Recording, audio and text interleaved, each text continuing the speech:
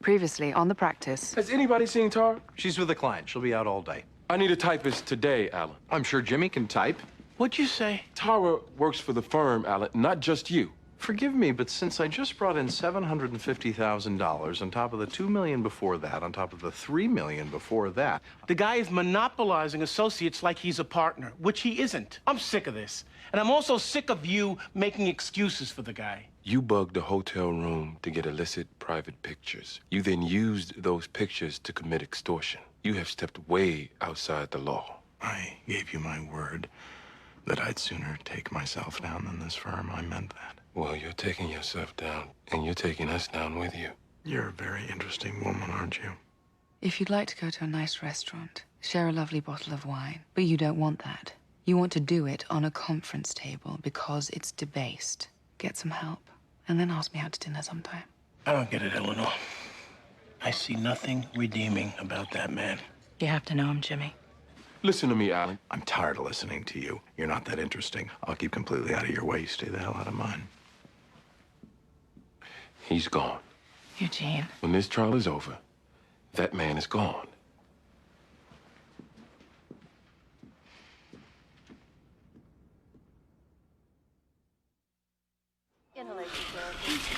Oh, God, help me. Hang in there. Oh, it hurts. You're doing great, honey. You're doing hurts. great, baby. You're doing great. Where's the doctor? Baby. He's in with another patient. He'll Please be right get in. him. How we doing? Oh, God. Still dilated to 6 centimeters. Fetal heart rate? Stable in the 140s. Please do something. Mary, let's retest for protein. Mary, you've only been here an hour. It takes time. It hurts. Well, I can start you an epidural, but I think it's a little late Wait, for that. fetal heart rate's dropped. Oh, my God! Looks like an abortion. Bank. We need 2 Mary. She's crashing. Get her to the OR now. Mary? Okay, we're Mary, I need you to disconnected. stay with me. Stay with me now. We ready? Let's roll. Go. Let's Here we move. go. Come on. Mary, I need you to stay with me. A little more, Stay with me, crash Mary. C-section. Stay with me now. Stay with me. Mary, come on, honey. Come on, Mary. Hang in there. Go, go. Let's go. Move. Stay with me. That's what he said. The nurse pushed me out of the room, so I waited in the hallway, praying. Can you tell us what happened next? The doctor finally came out, said my daughter was okay, but Mary didn't make it. She died on the operating table. Tom, when you first arrived at the hospital, She was in severe pain. We told them. They just put us in a room. they didn't do any tests. Yes, some, but they just said it's labor pains, which Mary knew was wrong. She kept telling them. They just dismissed it. Did your wife see a doctor during her pregnancy or receive any kind of prenatal examination? We couldn't afford it. I was an unemployed musician at the time. Did you have and health insurance? No. So she never knew that she had an abnormal uterus. No. And when you arrived at the hospital, you told them that your wife was in labor? Yes. You didn't suspect that anything was wrong? At the time, I thought it was just a painful labor. Clearly, it was not just that. I understand. Thank you. I'm all done. Except to say that we're all so sorry about what happened. May I respond to that? There's no question before you, sir. I'd like to respond to his statement that he's sorry. I sat through 4 depositions, and never once did this attorney show any remorse, contrition. Move to strike. But in front of the jury, he's suddenly compassionate. Okay, Mr. Quillen, you've made your point. You're angry at me. Yes, I am. I'm informed that after your wife died, you stopped going to church. According to several of your friends, you're angry at God. Is that fair? Maybe. So you're angry at the doctor, you're angry at me, even angry at God. Given that you never got your wife any prenatal care whatsoever when a simple checkup perhaps could have saved her life, are you at all angry with yourself?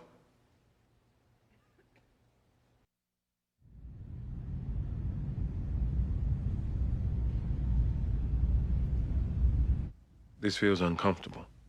Eugene, if you're about to fire somebody, you have to meet with a labor lawyer. It would be corporate negligence for you not to do so. Yeah, even so. Is this an administrative employee? No, or- he's an associate who acts like a partner, which is part of the problem. What are the grounds? Where do I start? He's unethical, insubordinate. He's sexually harassed. He's even committed criminal acts. Problem is, he's also brought in a lot of money, so he may try to claim that he's a de facto partner. When you say a lot of money, For the last 6 months, more than all the other lawyers combined. you may have a problem.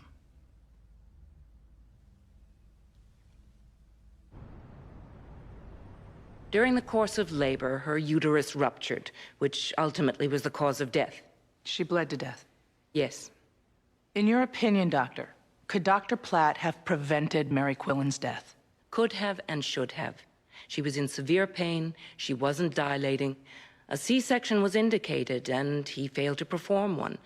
This death was easily preventable. The autopsy showed that Mrs. Quillen had an abnormally small uterus, which might have caused it to rupture. Correct. But Dr. Platt had no way of knowing this, did he? Mrs. Quillen never had a prenatal exam. Many women don't have prenatal exams. Doctors still manage to give them adequate care. Your client didn't. I see. Were you in the delivery room that night, Doctor? No, but your client admits the patient was in labor for an hour. He saw her suffering severe upper abdominal pain. He knew her contractions had stopped. He had more than enough information to do an immediate C-section, and failing to do so... Have you been paid by the plaintiff to give your opinion today? My opinion is not for sale, counsel. It's based on the facts presented to me. But a lot of those facts were not available to my client that night in the ER, were they, Doctor? Perhaps not, even so. Thank you. And though your opinions aren't for sale, how much are you being paid for today's court appearance? $3,000. And how many times have you testified in medical malpractice? Objection, this is irrelevant. Your Honor?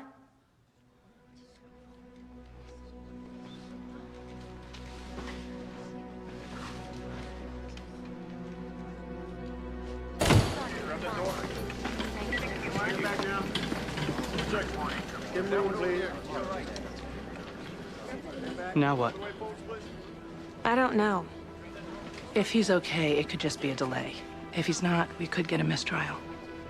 Which means... We might have to start all over again.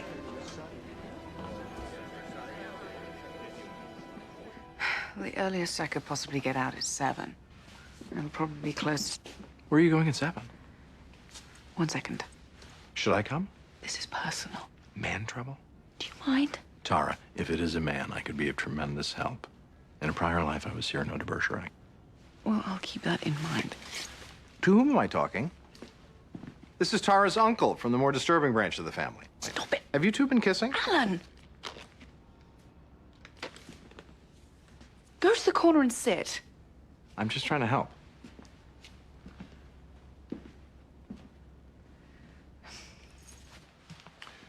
The advice is don't tell Eleanor. She's a partner. She's also his friend, and she'll tell him. Now, if he takes clients or files, then what? So, how does this go down? Well, as we fire him, we send out pre-written letters by registered mail to all our clients, explaining the split, inviting them to stay with us. We also have a locksmith on standby to change the locks. We change the passwords on the computers. All of this has to happen as we fire him, not a minute before, because if we jump the gun, he can paint it as bad faith. As opposed to being on the up and up. It's a dirty business, Jimmy, but according to Labor Council, it's the only way we can do it. I need 2 votes. You with me?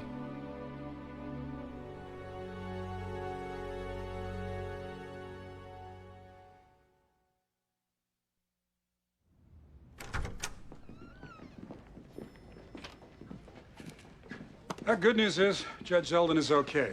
Bad news is, doctors have prescribed bed rest, and he can't continue. So... I'll take over. His clerk has brought me up to speed. Do you think that's wise? Why isn't it? You've expended 2 court days already. It certainly makes sense to keep going if possible. Nobody's been prejudiced. We have a little problem. You remember we told you about the Massachusetts Charitable Immunity Act, limiting damages in medical malpractice cases? You said judges sometimes strike it. I did. And Judge Zeldin was one such judge. Judge Mantle is not. He seems to honor the cap. So, The most money we could get here is now $20,000. What I think we should do is try to settle it for that. no. Tom? I will not settle my wife's life for $20,000. I'd rather take the moral victory of a big verdict than walk away for... Tom, I cannot in good conscience expend thousands of dollars on expert witnesses and expend our time when... I didn't get a doctor because I'm poor. Now, you're saying I don't get a lawyer. That's not fair. We have put in hundreds of hours on this case. Then why quit now, in the middle of trial? Because, as I said, this judge... I want a verdict. I want the jury sending these people a message. These people, in this case, is an insurance company. The only message they're equipped to receive is numerical, and they are immune on this. If you want us to keep going, we will.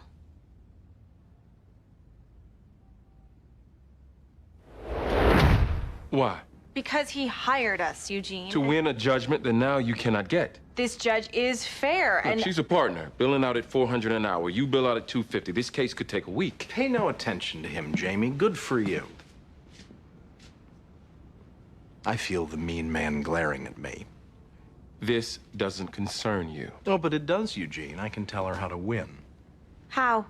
I know Judge Mantle. He's a man given to compassion, and better yet, politics. If you shock his conscience, get some media down there to shed some light on that conscience, out of the goodness of both heart and career, he'll probably do the right thing. I have a reporter from WXDE. She owes me a favor. It's biblical, but I'm sure she'd be thrilled to compromise herself professionally instead. Go, tell your story, Jamie. The cap is wrong. The woman died having a baby, for God's sake. The man deserves more than $20,000. Be an advocate. Fix the problem. Go, team, go. Rah! Tara, Jimmy, my office, please. I feel like coffee and a croissant, shall we?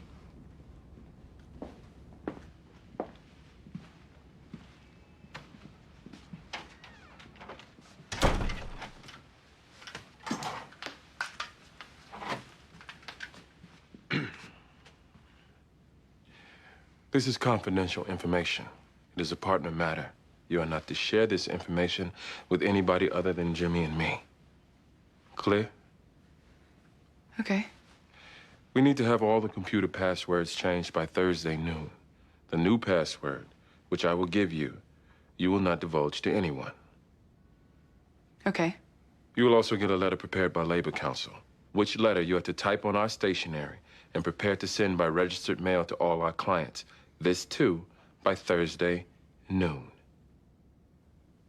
Okay. This is extremely confidential. I will trust you to respect that confidence. Okay. That's all.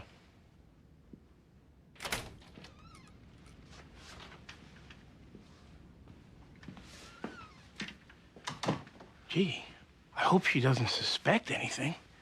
Well, we can't do it without her. We're a charity hospital. Of course, money's a problem, but it never affects the quality of our care. C-sections are about twice as expensive as natural childbirth. Is that accurate? Yes, but And who pays the additional costs? typically the insurance company. If the patient has insurance, what if she doesn't? Then the hospital would pay. But that's not why we encourage natural birth. It's safer, the recovery time is shorter, and frankly, too many doctors perform unnecessary C-sections. But at St. Teresa's, women without health insurance are 5 times less likely to have a C-section than women with insurance. So... That's true of most charity hospitals. That's your excuse? They all do it? We are not forcing poor women to have dangerous births, and I take offense when How many women able to pay for a C-section have ever been refused one? I'm not certain. None. The only women refused are impoverished. Poverty has nothing to do with this. Poverty is what killed Mary. That's a lie. Sustained. True or false, doctor? If Mary Quillen had the money to pay for a C-section, she would still be alive today. False. That is false. Most women want to give birth naturally, do they not? Absolutely. In fact, the movement to encourage natural childbirth is very much a feminist issue. Has St. Teresa's policy of reducing C-sections been reviewed by the state's medical board? Yes, our policy has been approved as safe and appropriate. Has your hospital or Dr. Platt ever been disciplined by the state medical board for what happened here? No, because as terrible as this outcome was, we did nothing wrong. Did nothing wrong? How many affluent women die delivering babies? Even the ones that do, at least the hospital tries to save them. But you know, that's not really the point. What is? Doctors and hospitals make mistakes. Mistakes happen. But to shield them from liability, I'm all for tort reform. But to put a $20,000 cap on a wrongful death is just wrong. And most states wouldn't even consider this, and Massachusetts shouldn't either. John Kerry can't possibly support this. Ted Kennedy, I know, doesn't. I am hopeful that Judge Mantle will reject this as well. That was a cheap shot, Miss Stringer. I would think you'd have the integrity to at least try this case in the courtroom. Is that why you asked for this meeting? To lecture me? You'll be lucky if you don't get censured by the bar, but that's not why I called for the meeting.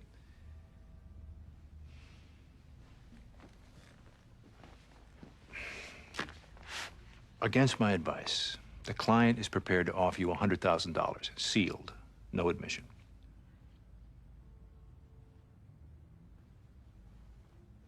First of all, a woman died. 100,000 is 80 more than you'd otherwise get under the cap. Then why would the hospital offer it? The hospital didn't. I'm making the offer. Out of your own pocket? Yes, and I'll tell you why. Robert. No, let's just deal straight. Does that violate some attorney code of conduct? If I lose here, cap or not, my insurance carrier will drop me. They do it to OBGYNs all the time. They will do it to me. You've said enough. You represent the hospital and the insurance company, Brian. Nobody's really speaking for me here. I'd like to. I have never been found by any medical review board to have committed any malpractice, ever. And yet, I've been sued 7 times. Bob. We're getting sued out of business, and...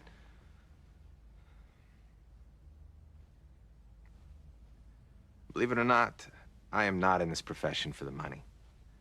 I'm a doctor, a pretty damn good one. My father was an OBGYN. It's all I ever wanted to be. If you win in court, the most you can get is 20. I'm offering you 100. And I'm not taking it. Okay, Tom. You killed my wife. No, you contributed to that by I'm not ever taking getting it. prenatal I'm care. not the one. Prenatal Hey! care.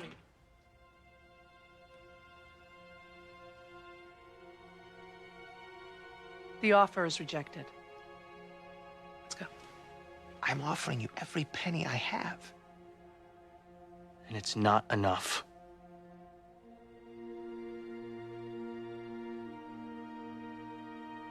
The offer is rejected.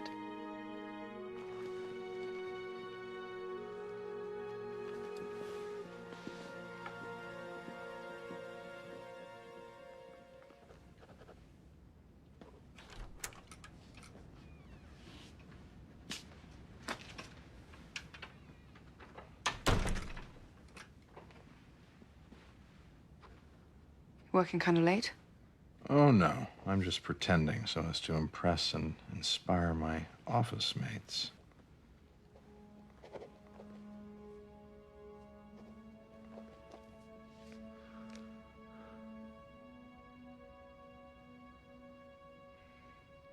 Eugene's hired a labor law firm for something. All the computer passwords are being changed. It looks like someone's getting fired.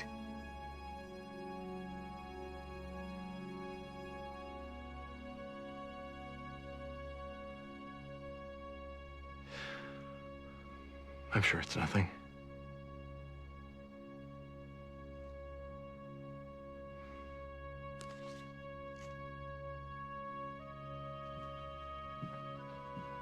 Tara.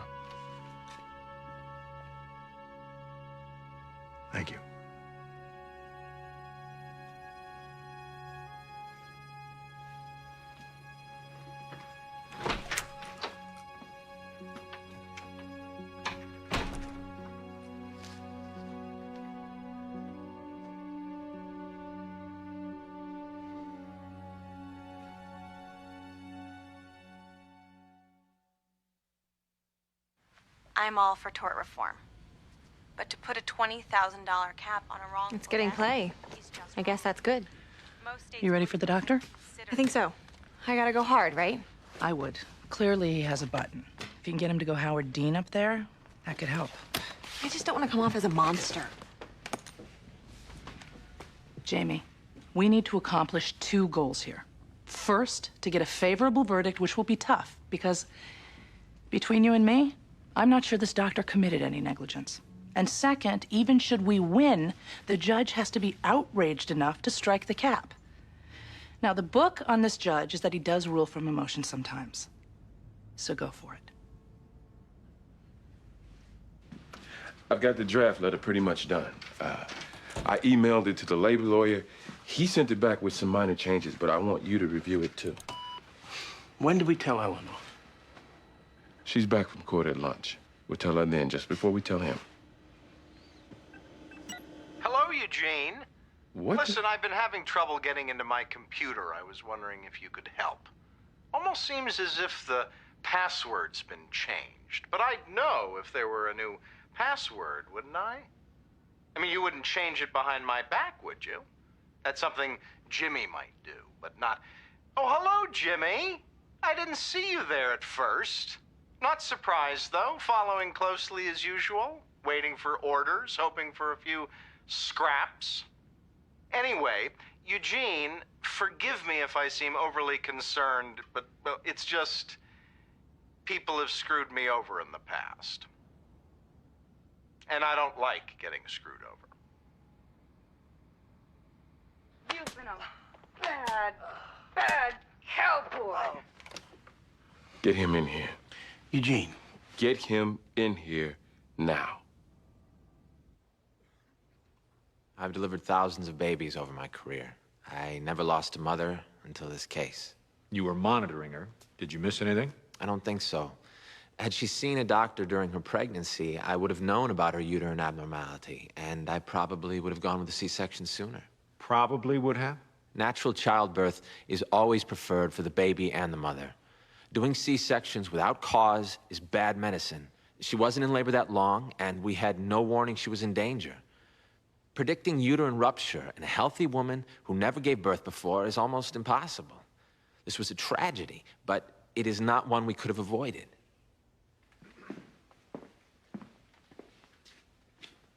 The Quillens told you they didn't have the money for prenatal care. That had nothing to do with the treatment I gave her. My question, doctor, did you know they couldn't pay for treatment? Yes. You also knew they didn't have insurance, correct? Yes. So you knew that whatever treatment they got, the hospital was gonna have to eat it. I did not put that woman's life at risk to save money. She had only been in labor an hour. It would have been inhumane to just cut her open without cause. Any doctor... She was screaming in pain. She was in labor. It's you painful. You weren't even there. I was there. You weren't. How many obstetricians were on duty that night at the hospital? Just me. The other obstetricians had quit because... Objection. Sustained. You were the only OBGYN on duty that night. And in fact, you hadn't slept for 2 nights before Mary Quillen came in. You were overseeing 5 other patients. I was not overly tired. I was no business exhausted usual. And overworked. I was and not. You made a bad decision. I did the best I could. She came in to have a baby. She's dead. And you did the best. I didn't do anything wrong. You didn't do anything at all. I did everything I could. You know what, counsel? I will tell you this. Objection. Doctor? When that judge went face down the other day, I froze. I wanted to run up. I'm a doctor, for God's sake, but I was too afraid of getting sued, so... Did you freeze in the emergency room No, that night? I did not. But many doctors might. Dr. Platt. You know, you're the problem. You're the problem. Dr. Platt, you're that the is problem. enough.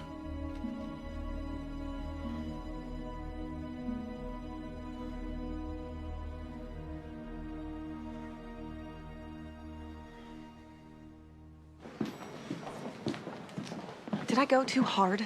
I don't think so. You had to go after him. You had no choice. Is your closing ready? Not exactly, but I'll work on it. Can I please speak to you? Doctor, you're represented by counsel. I realize that, but my counsel has a conflict. He represents the hospital and the insurance company. Then you need to retain another lawyer. We can't... $200,000.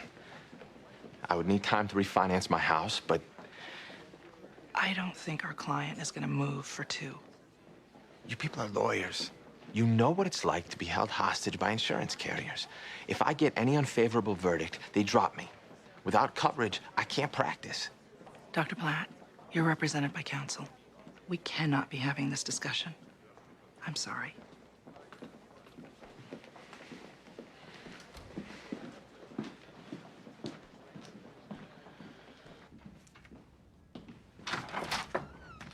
You need me? Yes, close the door, please. Is it something sexual? Sit. We've decided to let you go. Ah, go where? You're being discharged.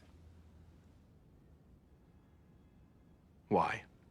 Well, let's call it philosophical differences.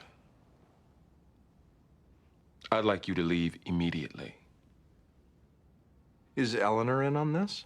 Eleanor doesn't know yet, but she'll be informed. I suppose you've already managed to copy files. I'll remind you that that's illegal, though I doubt you care.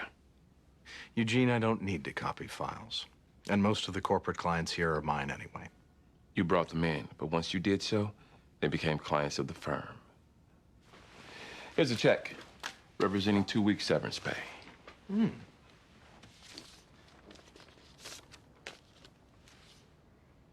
I've generated fees in excess of $6 million. You've handed me a check for $15,000. You can keep it. You're a very talented lawyer, Alan, but you don't fit in here. We'll be happy to give you a good recommendation. Now, it's time for you to go. Eugene, is it sexual? Goodbye, Alan. I'm keeping checkers.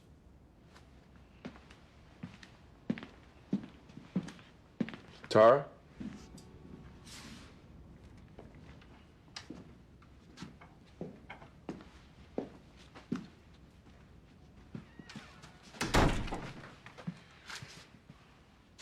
Alan sure seemed to know this was coming. Did you tell him? Yes. I'm sorry. I owe you a lot, Eugene, and it wasn't my intent to betray you. Really? Well, you did. Why? I guess I like him. You told me he repelled you. He so often does. But it turns out that I consider him a friend. Your employment here is terminated. You'll be given 2 weeks severance. Your discharge is effective immediately.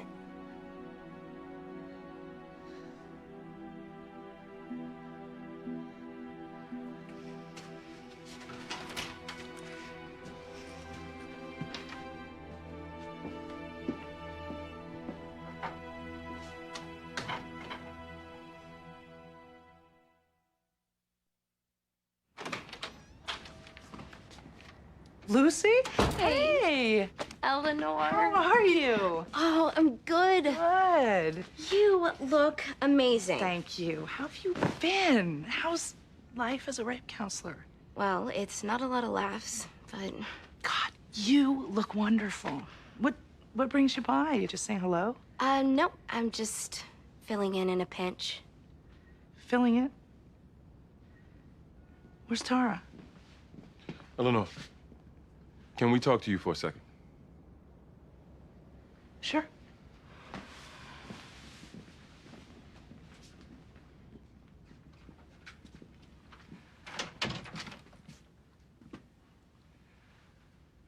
"40 minutes ago, we fired Alan. I'm sorry? Jimmy and I agreed that on balance, he was a detriment to the firm, Whoa. You and Jimmy agreed? Why wasn't Because you're his friend. as well as a partner with a voting... We were trying to insulate you from a conflict. That's crap! Why wasn't I told? Because we feared you'd tell him, and he's still clients or files or both. Well, it turns out Tara tipped him off, so she was fired as well. How dare you make a unilateral decision without It me? wasn't unilateral. Jimmy and I am a partner in this firm. For you to go behind my back... You're his friend. I'm your friend! You have a duty of honesty to me. As do you to Alan, which we couldn't risk you honoring, not at the expense of the firm. The firm? The firm is you, it's me, and it's Jimmy. And Jamie and Tara. Who you just fired. Because she betrayed us. Eugene! He had to go. I don't care how much money he brought in. He lied. He broke all the rules. He served every one of us. No, he did not. The firm Bobby Donald turned over to us is one of integrity. The name on this place is reputation. It means something. That man demeans the practice of law. He demeaned this firm. He disrespected you, Jimmy, and me. I don't care if we have to scrape for rent. This firm will always maintain its dignity. Character has to count for something, Eleanor, and if it does, that man has no place.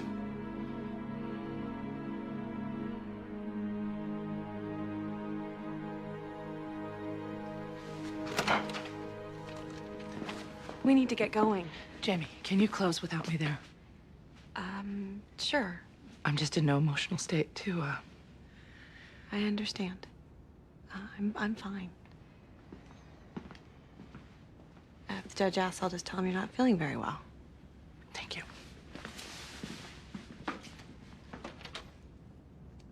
I better get to court.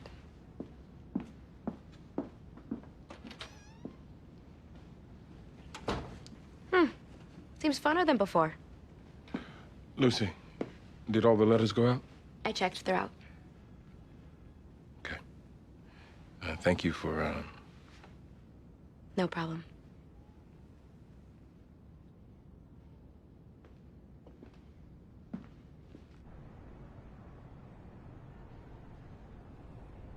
Everyone says frivolous lawsuits are destroying medicine. Insurance companies blame lawyers for driving up health costs. But you know what? It's a lie. Malpractice suits are down nationally. Doctors and hospitals are making more money than ever. The most recent study shows that for every lawsuit filed, there are at least 10 acts of gross malpractice that never lead to any action. New laws are making it harder and harder to even bring these cases.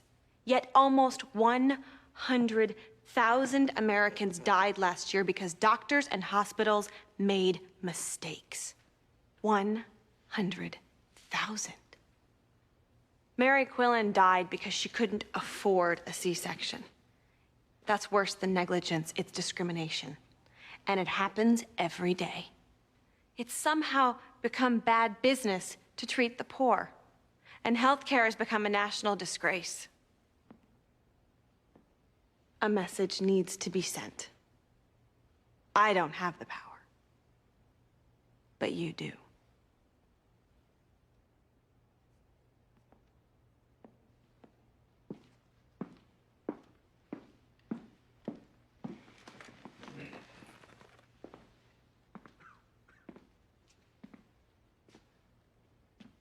This country, the richest on earth, fails to provide adequate prenatal care to poor women. Had Mary been able to get a prenatal exam, Dr. Platt would have known that her uterus was abnormal and he likely would have ordered that C-section. But because he didn't know, he had no basis for performing a C-section on her until it was too late. One reason for the state of healthcare in this country, by the way, a big reason, litigation. Your Honor? She opened the door on this. I'll allow it. Fear of litigation is driving healthcare costs into orbit. Doctors routinely order expensive tests to cover themselves in case they get sued. And according to Newsweek magazine, we waste $50 to $100 billion, on what's called defensive medicine. Physicians are now afraid to discuss their mistakes with each other because candor can be used against them in court. But you know the worst part? Good doctors, men and women in the business of healing, like Dr. Platt, are being driven out because they can't afford coverage. He couldn't foresee an abnormal uterus. This wasn't his fault. But hey, anybody and everybody gets to sue. The problem is, win or lose, he loses. And so do we all.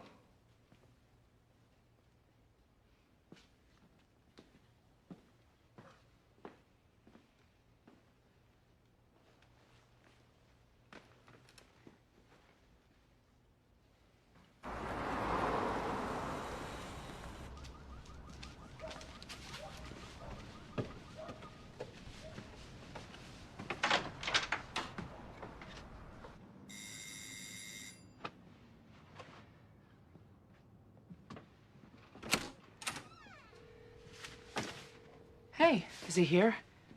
Oh, I've been calling him, actually. I'm trying him again now. Hello, you've reached Alan Shore. I'm currently with a prostitute if you'd like to leave a message. I've left him 6 messages. He's not returning. Okay. Listen, Tara, I'm very sorry that it... I deserve to get fired. Eleanor. I betrayed Eugene. I'm willing to accept responsibility for it. If I hear from him, I'll let you know. Okay, thanks.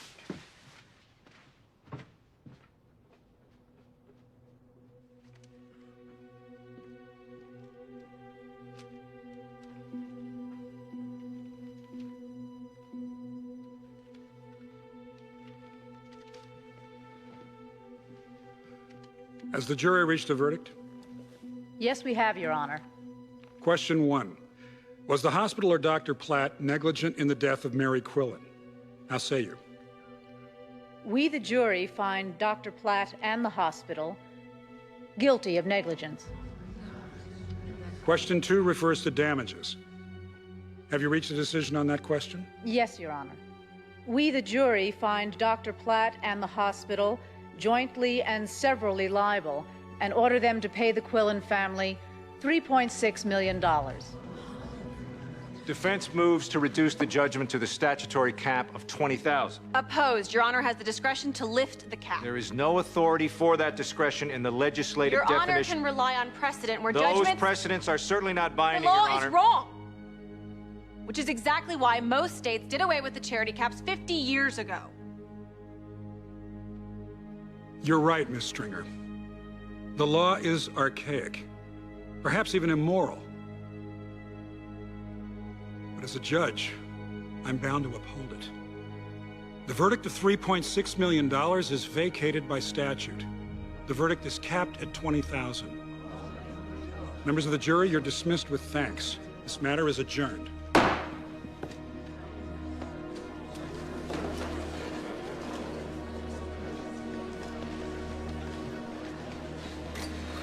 I'm sorry. We'll appeal and we'll ask for the full judgment, but... It's okay. You at least got a verdict. I'm grateful for that. Maybe it'll be heard. Let's hope so. I wish you well, Tom. Thank you. And please, thank Eleanor for me. I will.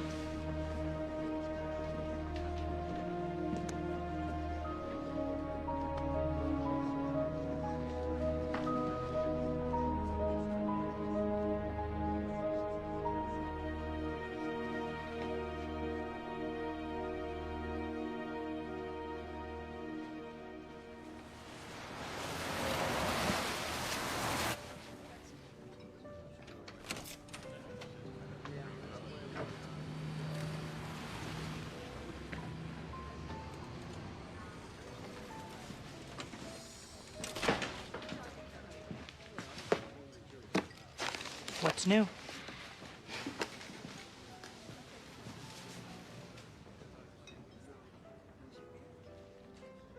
I'm sorry. I didn't know. I know you didn't.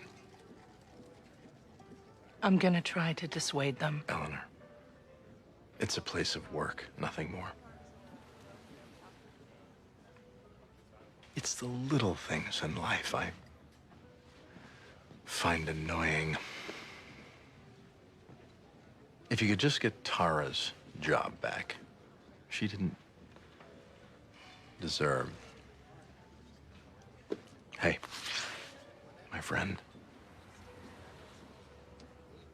you and I are gonna see a lot of each other.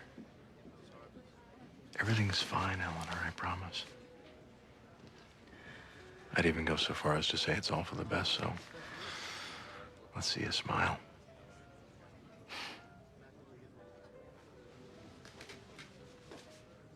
I didn't figure you'd go so quietly. Who said anything about going quietly? Eleanor, I give you my word. This is going to get very ugly. Not to worry.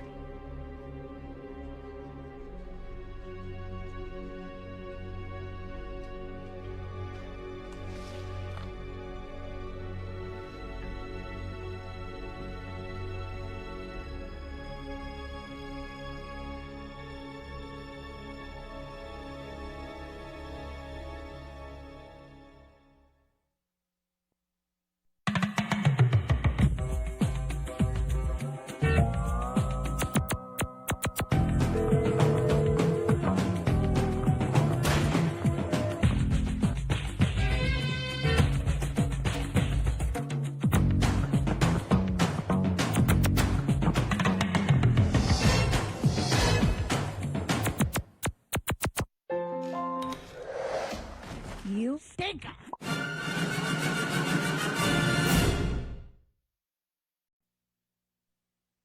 Previously on the practice. We need to have all the computer passwords changed by Thursday noon. This is extremely confidential. Eugene's hired a labor law firm for something. All the computer passwords are being changed. It looks like someone's getting fired. We've decided to let you go. Go where? Here's a check representing 2 weeks severance pay. I'd like you to leave immediately. I've generated fees in excess of $6 million. You've handed me a check for $15,000. You can keep it. Alan Shore seemed to know this was coming. Did you tell him? Yes. Your employment here is terminated. 40 minutes ago, we fired Alan. I'm sorry? Jimmy and I agreed that on balance... You and Jimmy agreed? Why wasn't I? Because you're his friend. That's crap! I'm sorry. I'm gonna try and dissuade them from... Eleanor, it's a place of work, nothing more. I didn't figure you'd go so quietly. Who said anything about going quietly? This is going to get very ugly.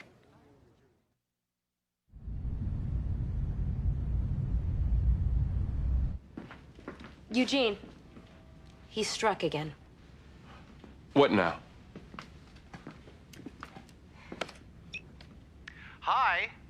This message is for Eugene and Jimmy, especially Jimmy. I just want to say I miss you all terribly, and I can't wait till I return, which should be very, very soon. He's on my computer, too. Brushing his teeth. Has he made any attempts to take files? Not that I can tell. Eleanor, tell your friend if he continues to break into our computers, we're going to the police. Yes, Eugene. I've demonstrated such a fine ability to control him, haven't I? I'm off to court. You're giving me $5,000. Yes. For what? What'll it get me? A slap in the face, and it'll be free. Tara, I got you fired. No, you didn't. I made the choice to betray Eugene. You don't owe me anything. That isn't true, and we both know that. Look, let me at least try to get you rehired someplace else. I've got my bar exam coming up in July. I should probably take time off anyway. I'm fine, Alan. I don't like being in someone else's debt. So what are you going to do? Why, I'm going to get what's mine, of course. Which is the real reason I'm here. If this should go to trial, witnesses will be called for both sides. May I call you to be on mine? What did I witness? For starters, the conspiracy to fire me. I also suspect they might try to raise my ethical deficits as grounds for the discharge. You might be able to bolster my estoppel claims, as well as, well, you're familiar with the doctrine of unclean hands, aren't you? How messy is this going to get? May I count on you, Tara? I need you.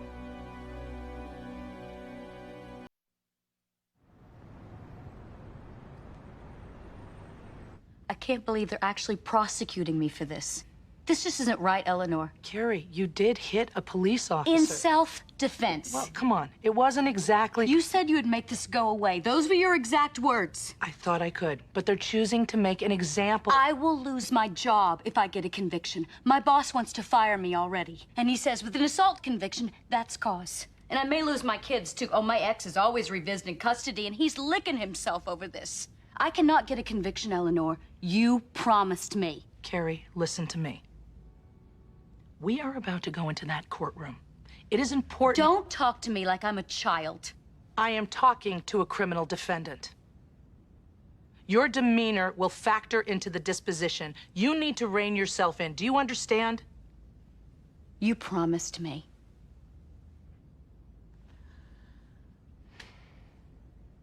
Have you been dissatisfied with our performance to date? Far from it. I think you're superior lawyers. But I did come here because of Alan Shore. And now that he's gone... We certainly respect your relationship with Alan. And I realize our experience is primarily criminal. But we have become full service with some remarkable results in civil cases. Against the tobacco company, against... Mr. Young, I run a securities firm. Alan Shore has much more experience with... Certainly, if you choose to go to another firm, we will honor that decision. But as your current lawyers, we have a fiduciary duty to advise you that there are many firms that can give you great service. But I must strongly caution you against going with Alan Shore. Why? It is our belief that he is unstable, that he has self-destructive personality tendencies, that he's also prone to committing unethical, sometimes even criminal acts.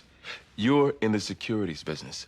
You have to avoid even the appearance of impropriety. One false step can cost you and your shareholders millions of dollars. Now, of course, we would like you to stay with us.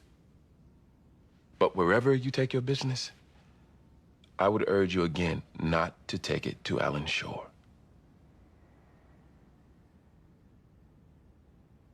At first, she was polite.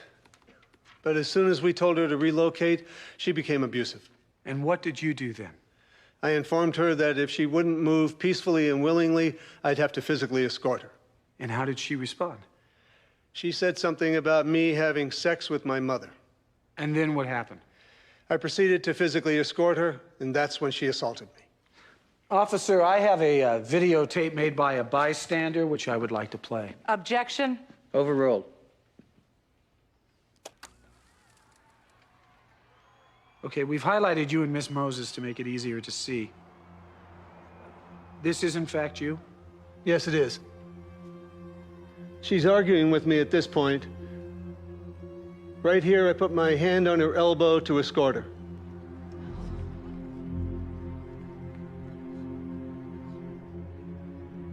Does this tape fairly and accurately reflect what happened? Yes. Thank you, officer.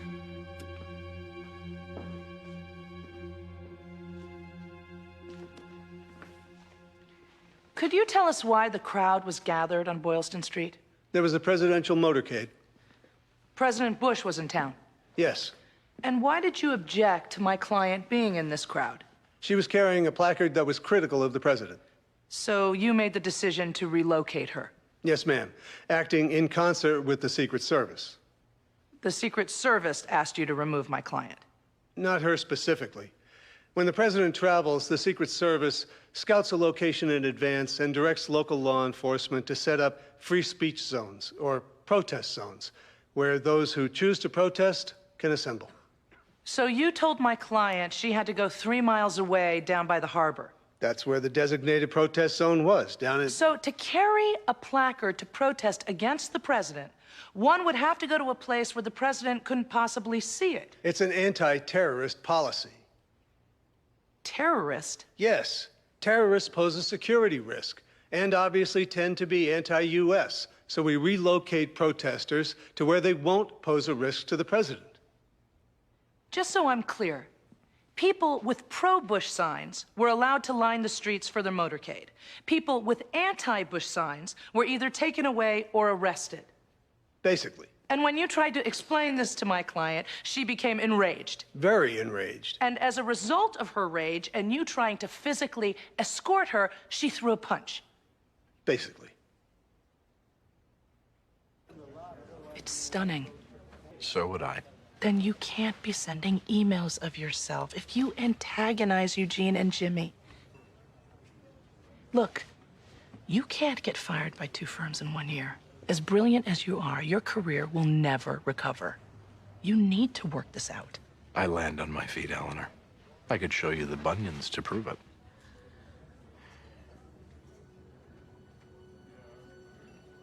I need you to work this out. I can't bear the idea of going back to work with you not being there. A fight hurts everybody. I'd need to be able to bring Tara back. Let's get this to the table, and we'll work it out.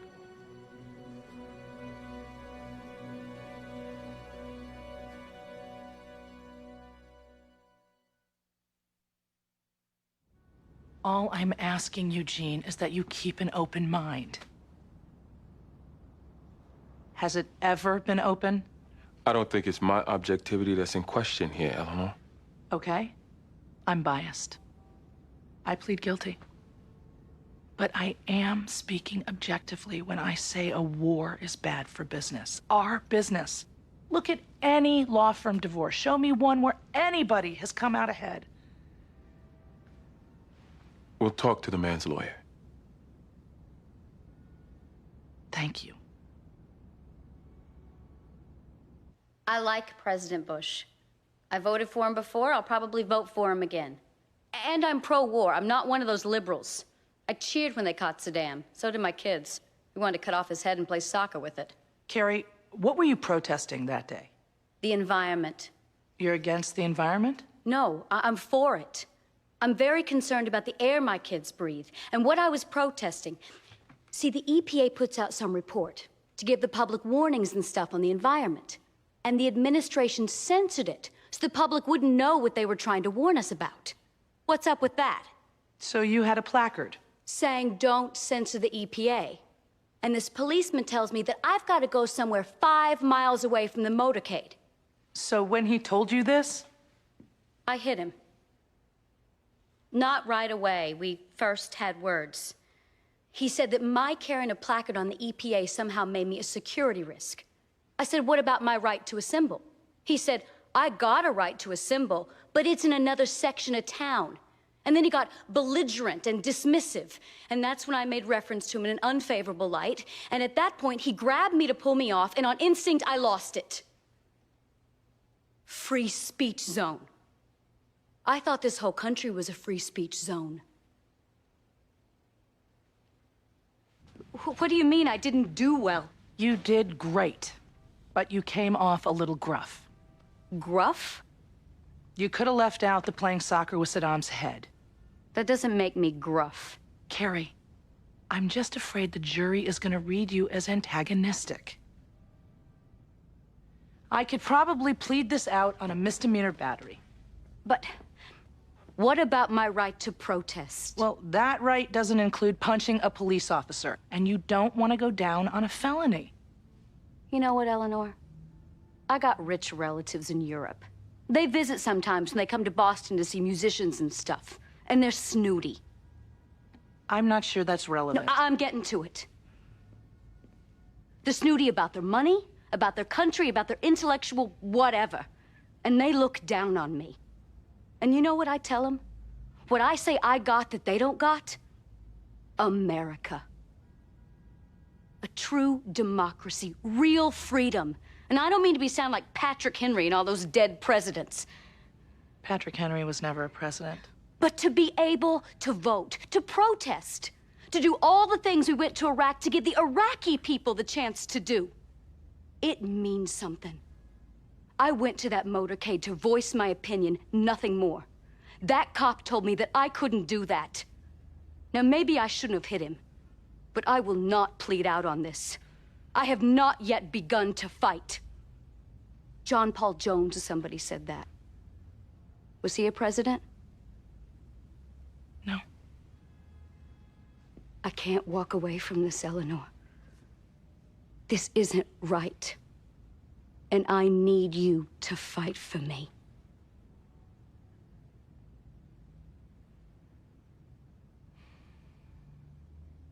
I'm not necessarily defending him on the merits. How can that be? You're a lawyer. He hired you as his lawyer. How can you not defend him on the merits? I don't know all the facts, Eugene. But let's assume, for the sake of argument, the discharge was justified. It was. Well, from my understanding, some of the worst things he did in the beginning, which you knew about. Which means he may have some estoppel arguments. Just because we may have known some of the stuff he was up to, that doesn't mean we sanctioned it. I'm not suggesting that. Then what are you suggesting? You took the money. It doesn't seem fair that you would profit from the very conduct you're now citing as the cause. I'm done. Done? You just sat down. Let the man sue if he thinks he's got a case. I'm ready. That kind of emotion suggests that you might be personalizing this a little. Take a look around, Mr. Billings. This is a firm I've given the last 15 years of my life to. Your client, Alan Shaw, devalued that. I take it personally. I'm not ashamed to take that personally.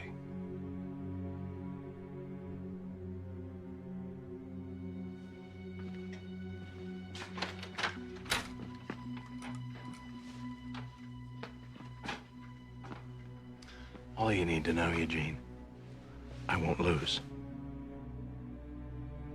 As senior partner, I recognize it would be in the best interest of the firm to work this out quietly and quickly. But you know what? Let's fight, Alan. I want to go to court, lower myself into the trenches, and have the kind of street war I'm capable of. But not to worry, because you won't lose.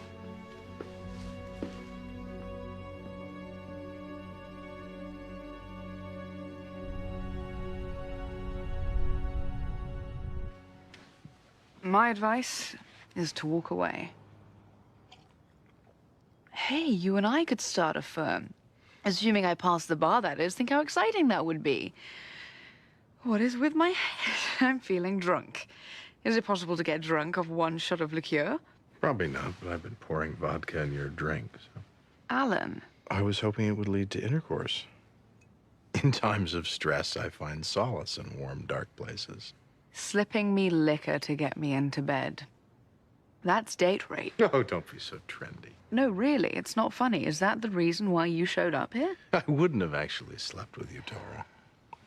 It's more about knowing I can. It's the conquest with no fear of infection.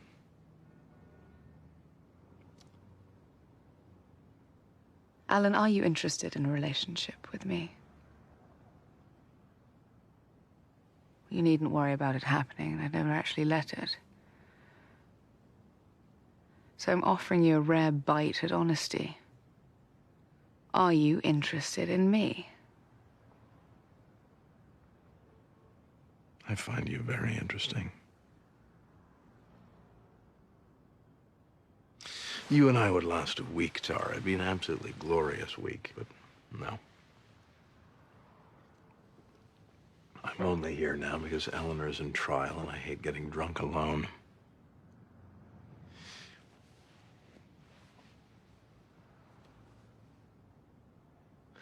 I do have a friend, though.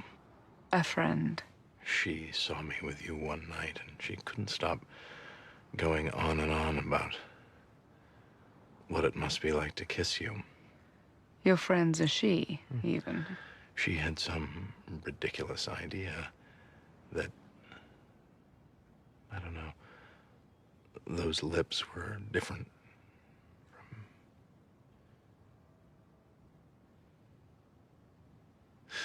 Lips are lips, I said, and since most people close their eyes while kissing, it really doesn't matter who or what.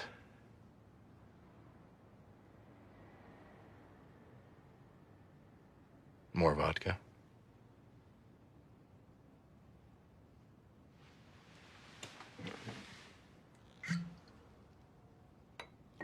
You seem a little fragile.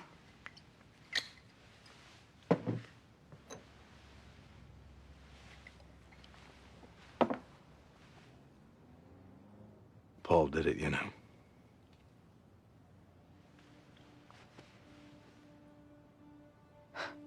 I'm sorry. Paul Stewart. He killed Brenda Wilbur.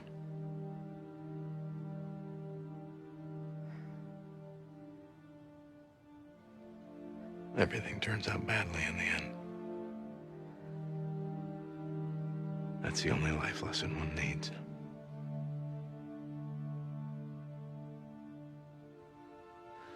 Anyway, I'm sorry to have intruded.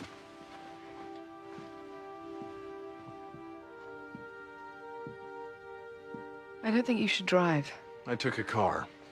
It wasn't mine, so I'm sure the police are out there, but they'll give me a lift.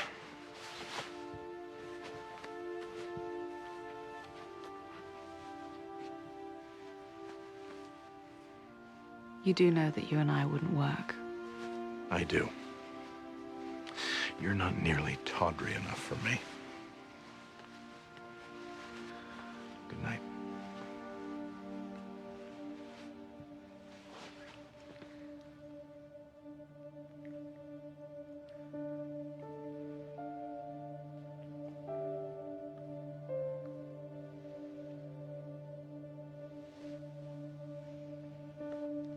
For your friend. And whoever else might be curious. Good night. Tara. Relax. I don't want the key to your heart. Just the office. Excuse me? They changed the locks. But the master key should still work. And you have it. Don't you, Tara?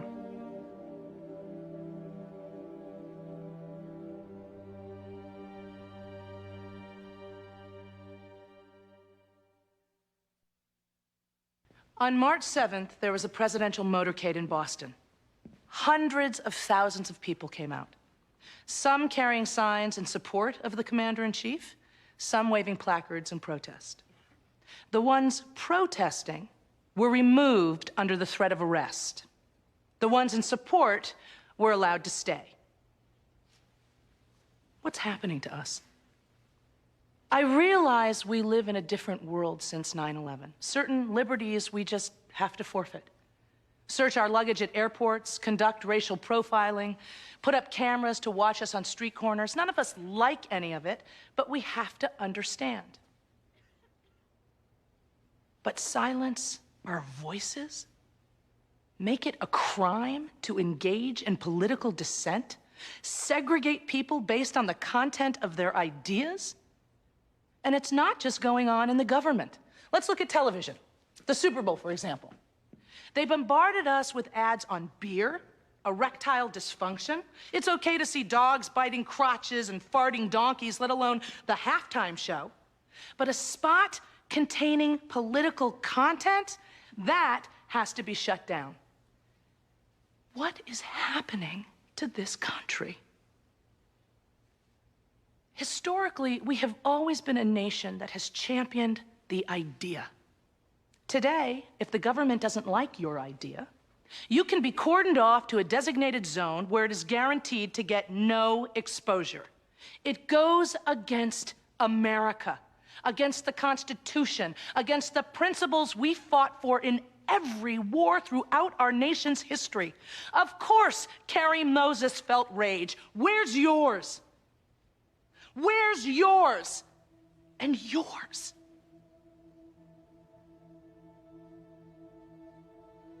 Edward R. Murrow once said, "We must never confuse dissent with disloyalty." We have either become a country of oppression, or we are just very, very confused. As Carrie herself said, free speech zone? Why isn't the whole country a free speech zone?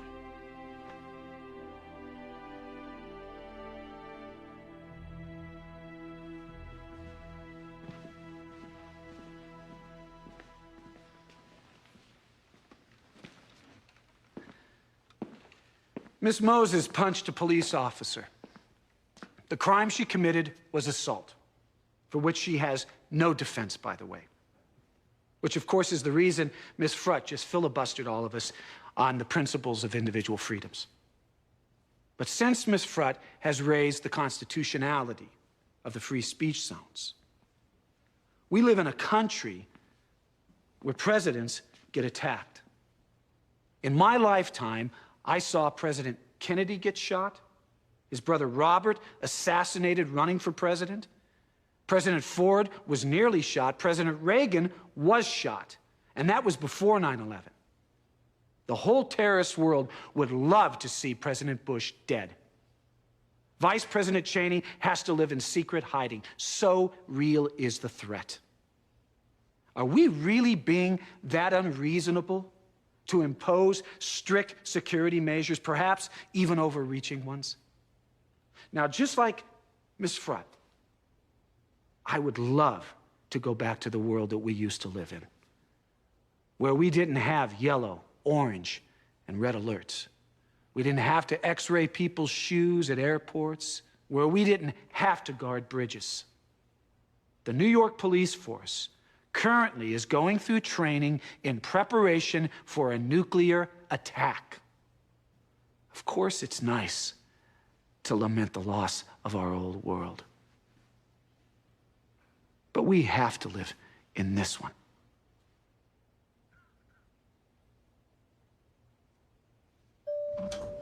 You tell me you want to settle, then you break into their office. Only to download the books. That's illegal. And why did you change the name on the door? Okay, that part was fun. I'm not going to represent you, Alan, if this is how you're going to behave. What's with the red ties, soldier? Denny. I beg your pardon? Around here, we wear cold ties. Blue, black, hard colors, tough colors.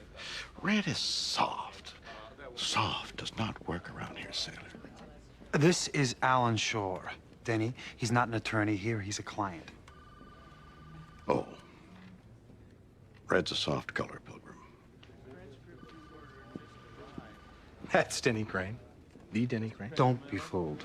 Once he's in the courtroom, he's every bit the icon. Now, can we get back to you?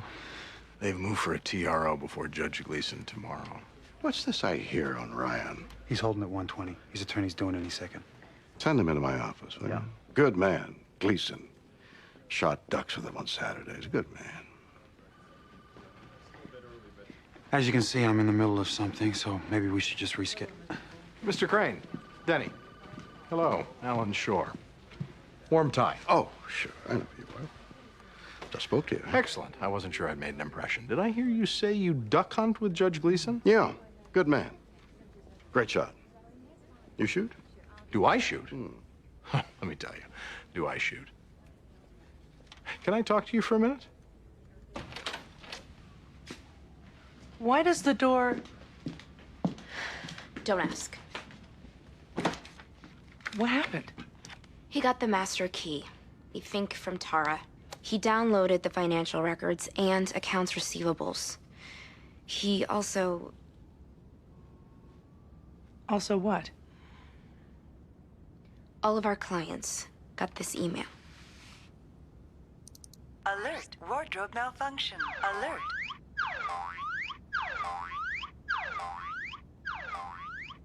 Where's Eugene? He's in his office. We have a TRO scheduled for tomorrow.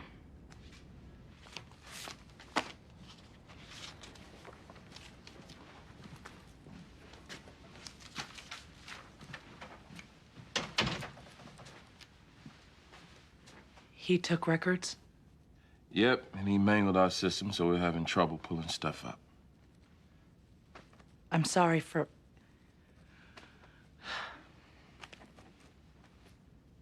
Do you blame me for this? You vouch for the man. I certainly didn't think... You vouch for his character. And after all the crap he's pulled, he's not broken into our office, stolen files. Eugene, You spoke for that man's character, and he's held us up to disgrace. Now we're gonna have to endure a big public spectacle of...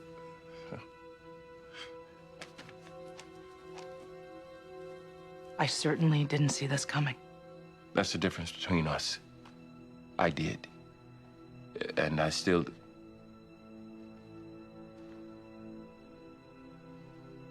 So what's happening now? What's happening now is we're going into court trying to enjoin him from taking any of our clients. What's happening now, Eleanor, is the beginning of a war. And what's happening now You have to choose a side. You can't be on the fence anymore. Eugene, you know I'm on your side. Do I? We need to vilify this man in open court, Eleanor. Look me in the eye and tell me you're prepared to do that.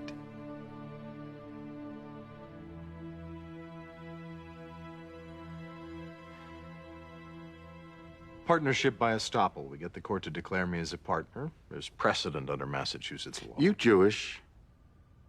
Am I Jewish? Best bet we argue they fired you because you're a Jew. No defense against that. Well, I would ordinarily agree, but they didn't fire me for that, and I'm not Jewish. I didn't hear that. Mr. Crane? Stan Brenner? Matthew Billings said you wanted to see me? Yeah, come in. I'm told you're holding at 120. The man died, son. Well, as I explained to Mr. Billings, there are some serious liability problems, sir. I don't want to hear about liability problems. Mr. Billings explained that Maurice Sennett is one of my oldest and dearest friends. That I'm like a brother to her late husband. It was actually the brother who died, not the husband. Really? You know what? Medical records aside, if Denny Crane tells the jury it was the husband, they'll believe it was the husband.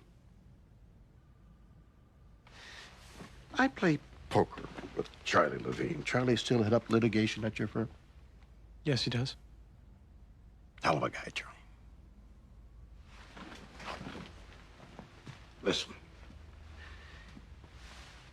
We're gonna raise your last counter to 142, and I'm gonna whisper in Charlie's ear what a fine young associate he's got in you, and Charlie respects my opinion. You know why? Not because we're friends, but because I'm Denny Crane. You knew that, didn't you? Denny Crane? Good-looking kid. I'll bet later tonight you'll be on some barroom stool trying to finesse your way into some legal secretary's panties. You want to get there faster, son? Tell her earlier you held court with Denny Crane. Denny Crane. He's a whack job. He's eccentric. Eccentric?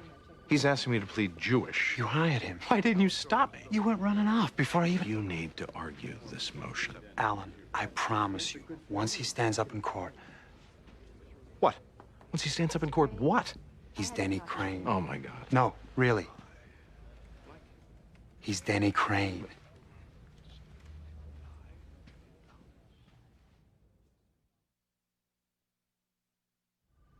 What do you mean, you'll do the arguing? Since I know the case best, I thought... You hired Denny Crane. I did, and I want to reserve your thunder for later. For now, I want you to sit there as the big cannon. I want your aura. I want you to exude the power of esteemed, noble duck hunter. You don't want me to talk? Not this early in the case. It would be premature. For today, look, I've got my dark tie on. I'm ready.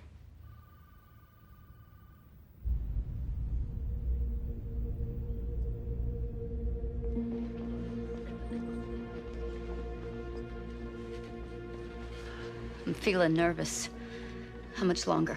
Soon. Feeling nervous. Madam Foreperson, the jury has reached a unanimous verdict. We have, Your Honor. Will the defendant please rise? What say you? Case number 75421 in the matter of the Commonwealth versus Carrie Moses. On the charge of aggravated assault against a police officer, we find the defendant, Carrie Moses, guilty. Piss. Ms. Moses, you've been found guilty. Now, on a matter of sentencing... Hold on. We're doing sentencing now? Yes, we are, Miss Frutt. The crime for which you have been convicted is very serious, and the court takes it seriously. And accordingly, I sentence you to 8 years, to be served at Cedar Junction. 8 years maximum security? People need to know they just can't go around openly criticizing our government, eroding our national unity. This is America, Ms. Moses. You dissent, you go to prison. 8 years. Cedars. Adjourn.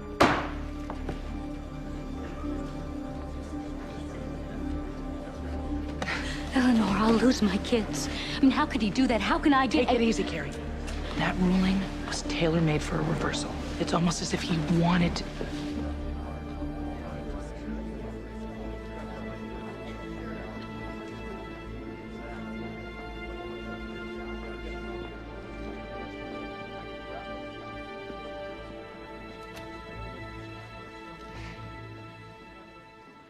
The fact that Mr. Shore broke into our offices during the dark of night to illegally access our computer records, to steal and download financial information, this conduct is evidence of his moral turpitude, and accordingly... Objection to the word turpitude. I don't know what it means, and I especially don't like moral. It's ambiguous. Mr. Shore, you'll get your turn. He's mocking these proceedings the same way he mocked our firm, the way he mocks the law. Objection to the term law mocker. Mr. Shore, are you taking this seriously or not? Your Honor, the firm was dying. Its name partner, Bobby Donald, walked out the door. They were hemorrhaging. I saved their collective asses. That is categorically false. I've seen the books, Eugene. Remember, I stole them. Our firm has always been financially viable. Our financial health has now been jeopardized by him. Your Honor, this man is a chest thumper. Watch. Yes, I chest thump over ethics. Yes, I do. Hold on there, son. Denny Crane. I'm not finished. $9 million. I beg your pardon. Al Shore's billables exceeded $9 million, that in a period of 7 months, beating all the other lawyers combined by about 6.5. After they accepted the money, after Al brought in clients amounting to 80% of the corporate business, they threw him out. No profit participation, just a check for $15,000. It will be a testament to Mr. Young's powers of persuasion if he can make that sound good. So, I, like you, am looking forward to what he has to say. Denny Crane.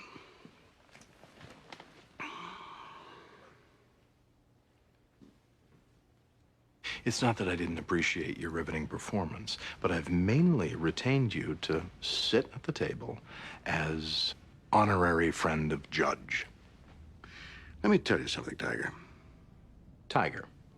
You want Denny Crane to talk. When Denny Crane talks, E.F. Hutton listens. My presence alone, my presence is so powerful, I don't even have to talk. Sometimes I'm better when I don't talk. This was my thinking. I'm Denny Crane, damn it. The judge is back.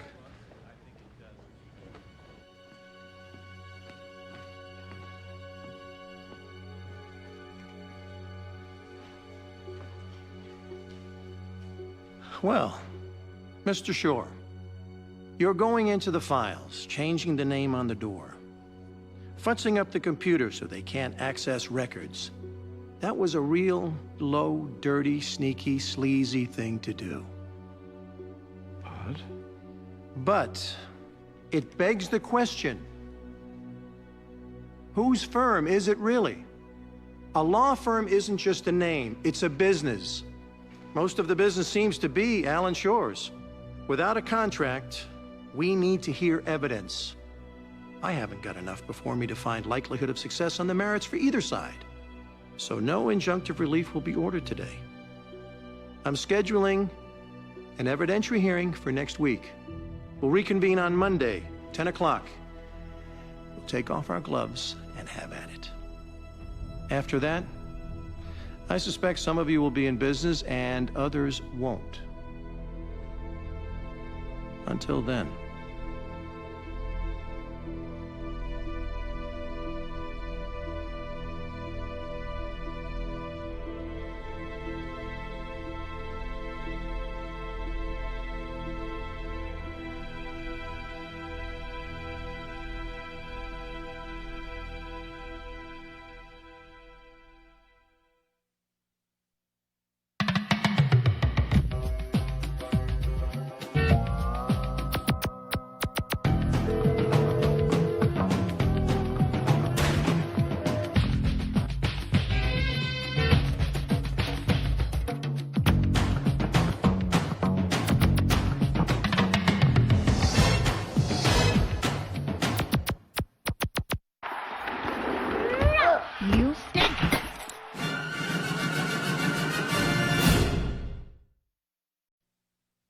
Previously on the practice. Are you trying to get disbarred as self-destructive All as right. On that note. We've decided to let you go. Go where? Here's a check representing 2 weeks severance pay. I've generated fees in excess of $6 million. You've handed me a check for $15,000. Alan Shore seemed to know this was coming. Did you tell him? Yes. Your employment here is terminated. Wherever you take your business, I would urge you again not to take it to Alan Shore. It is our belief that he is unstable. I can't bear the idea of going back to work with you not being there. I'd need to be able to bring Tara back. My presence is so powerful, I don't even have to talk. Sometimes I'm better when I don't talk. This was my thinking. I'm Denny Crane, damn it. You hired him. Why didn't you stop me? You need to argue this motion. I'm scheduling an evidentiary hearing for next week. We'll take off our gloves and have at it.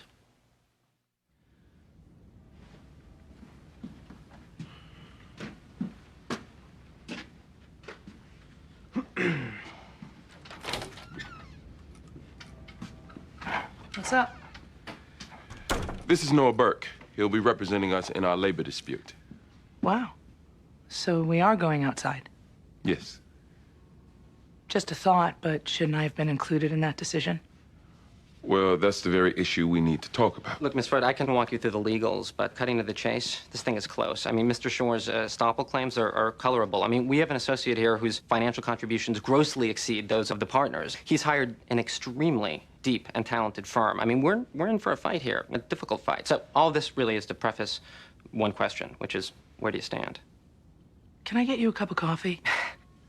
Okay, look. The guts of our case will be that Alan Shore is a bad guy. Now, you will need to testify. You will need to get in the witness chair and not only support the idea that he's a bad guy, but actually sell it. I mean, see, this man has a personal animosity towards Mr. Shore. I mean, his bias will be exposed and lance like a giant boil. This man looks like he hates everybody, and his emotions will make him anything but impartial. The only objective and fair-minded voice we have, if we're to have one, is you. All right, once again, it's you. So, as I've told Mr. Young and Mr. Bellotti, you will have to win this case for us. You will have to take Alan Shore down. So let me put to you the great interrogatory once posed by the leader of the free world. Are you with us, or are you against us? Whether or not we go forward all depends. Of course we're going forward. Not so fast. Then slow down. I canceled your 10 o'clock. I had to tell the Beast, and she's in a mood, so... Tell her she looks beautiful and the meeting will be rescheduled. Well, she won't believe she's beautiful unless you tell Then her. tell her I said so. Goodbye. Who's the Beast? Sarah Lip, wicked senior partner of the East. Denny Crane. Yes, I know you're Denny Crane. Why do you always tell me your name? Is it so you won't forget? Well, let me tell you something, soldier. I've learned from experience that people can't believe they're actually in the room with Denny Crane. They think it can't be true. So I let them know it is true. I look them in the eye. Denny Crane gives them something to tell their grandkids. Denny Crane. You know, I wanted him because he knows the judge. I'm having deep concerns now that the judge knows him. First of all, he did win the motion last week. Second, I'll first chair, he'll be second. But he talks. Aloud. I'll rein him in. He's an asset. We want him at our table. Trust me. Denny Crane.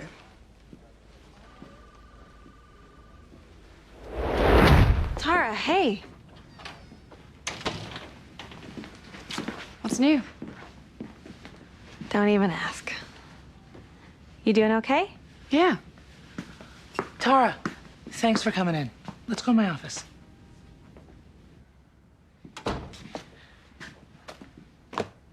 Listen, Eugene, Jimmy, and I, we realize that we put you in an impossible situation, asking you to protect a firm confidence to the detriment of a friend. We appreciate that maybe we were unfair. Anyway, we're offering you your job back. We consider you an extremely valued member of this practice, and we hope that you will consider rejoining us. You're offering me my job back? Yes.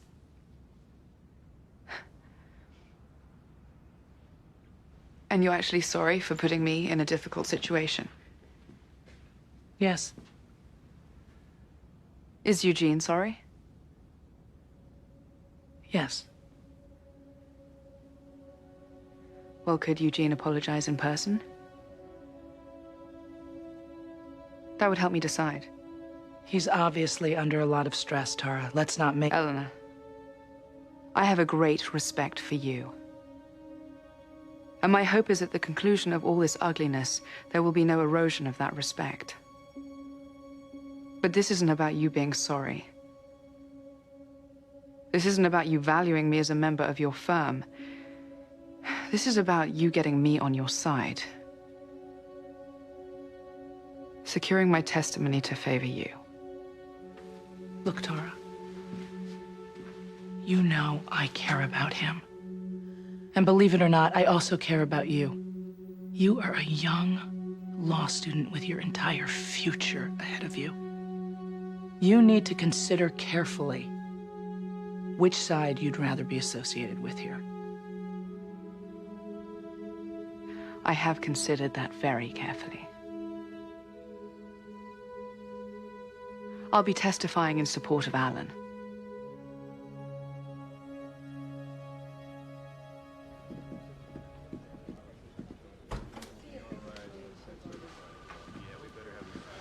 I can't underline enough my reservations about him being here. And I can't underline enough his presence has currency. I don't like it when people talk about me like I'm not in the room. Last time I checked, I was in the room. You know, I'm having a sudden burst of insecurity. I could use some reassurance. Could you just say those two little words I so long to hear? Denny Crane. Thank you. Sorry we're late. Let's get started. I'd like to preface my remarks by saying... Hold on just a minute. You're not late. You derive some sort of power, keeping everybody waiting. We agreed to meet at 2 o'clock, knowing you'd turn up at 10 past. Our plan all along was to start the meeting at 1:15. So we're just gonna stand around for 5 minutes. You little gerbil, why don't you gnaw on a stick of celery? Denny Crane. Look, we are here to take one last stab at settling this. We are not waiting 5 minutes. We are not waiting 2. Let's start over. Please.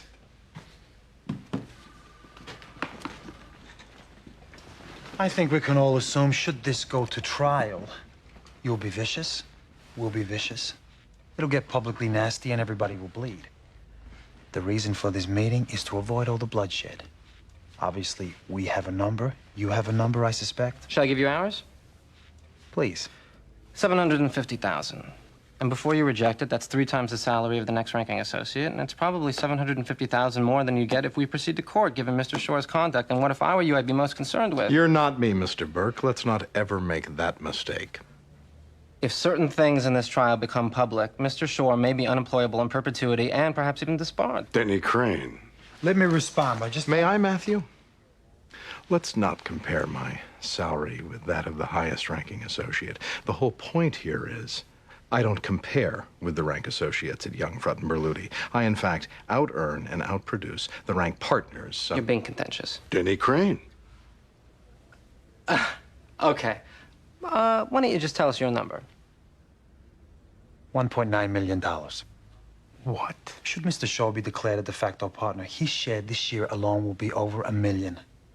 And that doesn't even account for the revenues generated in the future by clients he brought in. Which he then stole. Denny Crane. And what that really doesn't account for, you guys were close to going under. Not true. You know what? You can read the books just like I can. If the jury finds that Alan saved this firm, and we have to allow for the possibility of that finding, we could get $5 million, maybe 6. Alan Shore was fired from his last firm for embezzling. We hired him out of charity more than anything else. We seem to be moving further apart now. May I finish, please? You may. But that last remark just pushed our demand up to 2.5. Alan? You know what? In the absence of any contract, I think the only fair thing is to agree. I have no right to work at your firm. I should walk away, and I will. I just want the money I brought in, $9 million. Take out overhead, give me the rest. 8.9 million. We can all shake hands. I think we're going to trial.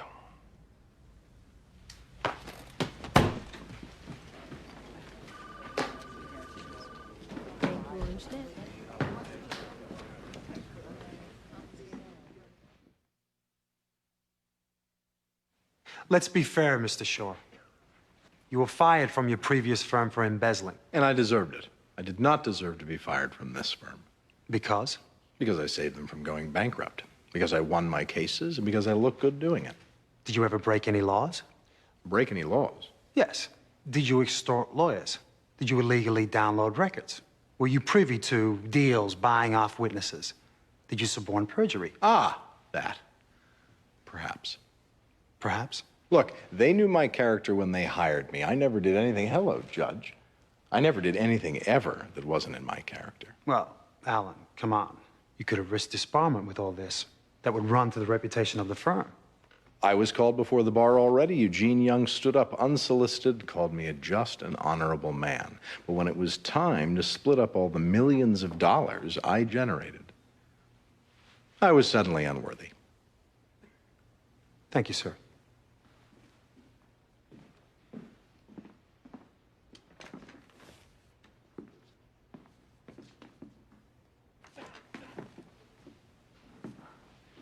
This feels dramatic. You left out the part where you impersonated an airline official from the opposing side and then settled a case under that false identity. Using money out of my own pocket to spare the firm a malpractice suit. You left out the part where you hired a lawyer who believed God talked to her. It was never established he didn't. You left out the part that you constantly defied the partners. Only when they were wrong, which granted was most of the time. Is it just me, or are all his questions in statement form? You left out the part where you hid a murder weapon from the police. Well, if I were to mention that, the police would demand to know where I hid it. You left out the part where you took a hooker to a client's wedding. The invitation said significant other. I thought it would last. You left out the part where you secretly installed video cameras in a woman's hotel room and taped her having sex. For blackmail purposes only. Okay, that was a lie. I watch for my own pleasure. This is all one big source of amusement for you, isn't it, Alan? I'll tell you this, Eugene. If you take life too seriously, it ceases to be funny. I tried to impart that and other little wisdoms to you, which you never took, but you always took the money.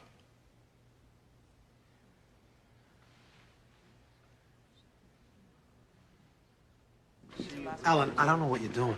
You say you want to settle, but I don't think you know what you want. Tara, I plan to keep your testimony very simple. Basically, I want you to establish that he was open and notorious with his antics from the beginning. Okay. I will not put you in the position of attacking Eugene or Ellen or Aunt. I don't want you to. Denny, this is Tara Wilson, a law student I spoke of. In need of employment? Yes, she's extremely talented. I can personally vouch for her skills as a paralegal as well. Stand up, please. Turn around, please.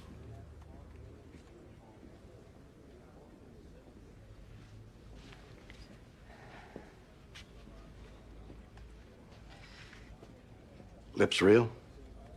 Yes. Yours? Let me tell you something, Tara. We hire only pretty people in this firm. Pretty people get better results. Pretty girls keep me aroused. I think more clearly when I'm aroused. Are you a pretty girl, Soldier?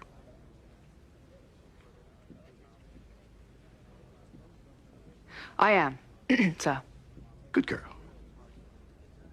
At ease. I'm always at ease. Sir. I like her. Truth is, it's been a horrible year. I haven't liked going to work since he's been there. My cases... Seems he's gotten all the good ones. How's your love life?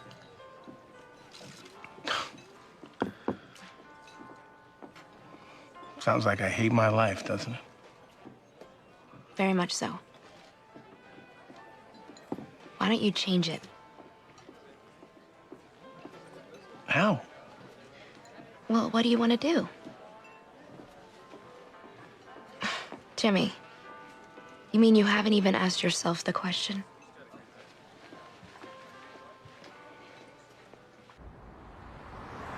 Dishonorable? No. Ethically challenged? Perhaps. What's the difference? He was honest with how he dealt with his friends and his fellow partners. Where he was perhaps underhanded was with opposing counsel. Did the partners at the firm know about his underhandedness? Yes. They would often protest and threaten him. But as Alan correctly points out, at the end of the day, they would cash the checks. And Miss Wilson, you had the opportunity to see the financial records at Young, Frutt, and Berluti? I did. And what kind of impact did Alan Shore have on their business? In dollars? He more than tripled it. Obviously, you're friends with Alan Shore. I consider him a friend, yes. Forgive my indiscretion, and admittedly, I'm speculating, but have you had sex with him? No. Objection. She answered the question. That's what I'm objecting to. I want to have sex with her. She keeps saying no. I believe you've witnessed Mr. Shore committing acts of sexual harassment in the workplace. Have you not? I have. In fact, you once complained to Eugene Young that he repulsed you, that you thought he was vulgar. I believe the witness said she had vulgar thoughts that involved me. There's a difference there. Please rephrase. As you can see, his behavior is quite incorrigible, but Incorrigible? He lies, he steals, he conceals evidence. He openly defies the partners, and that's the word you use? Incorrigible? Well, I'm just curious, is Mr. Shore helping you to find new employment? Actually, he just helped me find a new job, yes. Oh, well, that's interesting. So, I mean, might you say you're in his debt a little? I would. Thank you very much, Miss Wilson. Isn't it true you really do want to sleep with... Nothing further.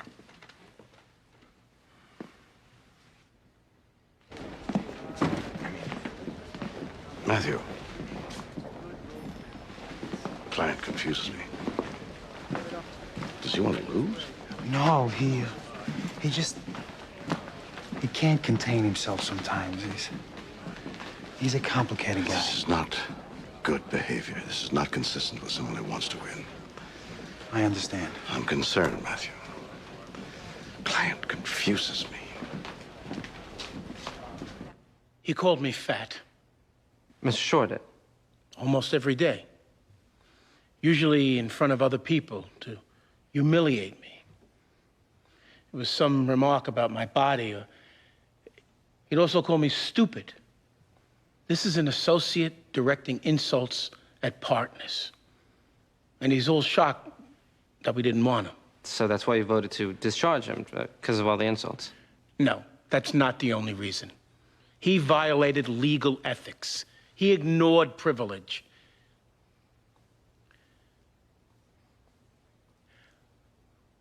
I voted to discharge him because we're not just a place of business. We're not simply a corporate entity that exists to generate profits. We're a practice at law. The people in our practice have respect for the profession, respect for each other as people. He didn't. I voted to discharge him because it is not okay to ignore the ethical rules of the practice. I voted to discharge him because it is not okay to belittle people, to treat them with cruelty or ridicule. If he wants to build a firm where that kind of behavior is okay, let him build his own firm. But he was an associate at ours, and he dishonored it, and us, daily. Thank you, sir.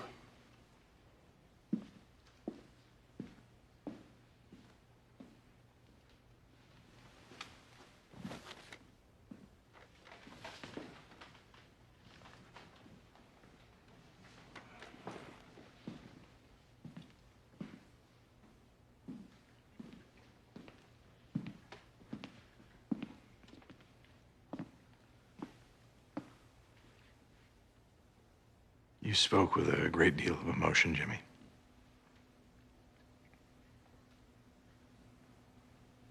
You don't like me, do you? No, I don't. Is it possible for you to completely separate your personal dislike of me from your objective opinion of me as an attorney? Honestly. Probably not. Thank you.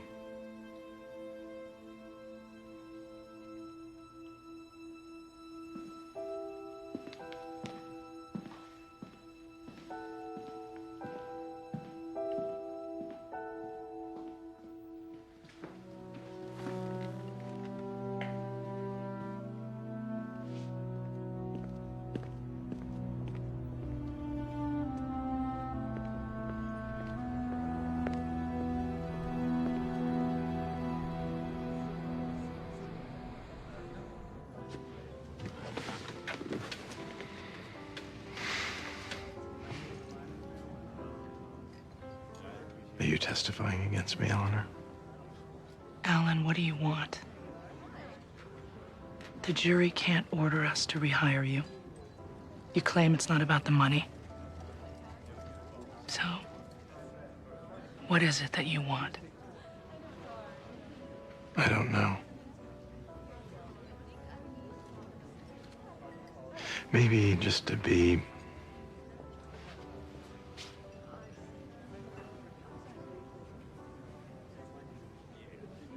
Well, let's leave it at that. Just to be.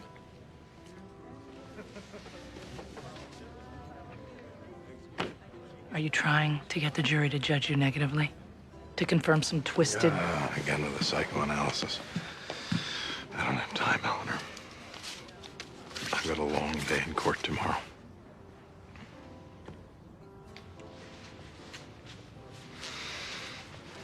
Do you?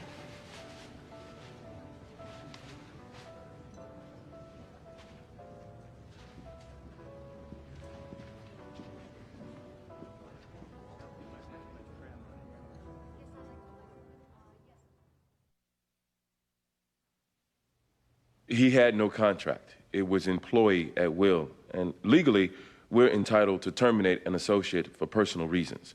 But it wasn't just personal reasons. We had to protect the integrity of our practice. But, Eugene, as it's been said, you did take the money. Yes, he earned revenue in his capacity as an associate, but that didn't give him tenure. You've heard all the things he did against the law, against the canons of law, against us. How do we employ a person we can't even trust? Fiduciary duty, that has to mean something in a partnership. There's an implied obligation to deal fairly with one another, honestly. That man never did. As a result, he had to go. He had to go. Thank you.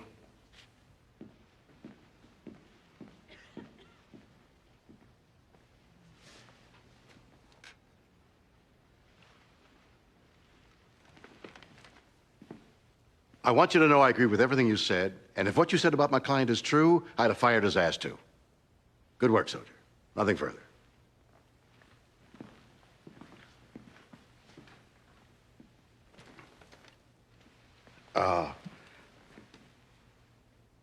I imagine this business about fiduciary duty, obligation to deal fairly, honestly, goes both ways.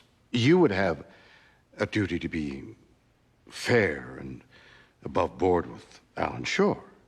I would, and I did. Good man.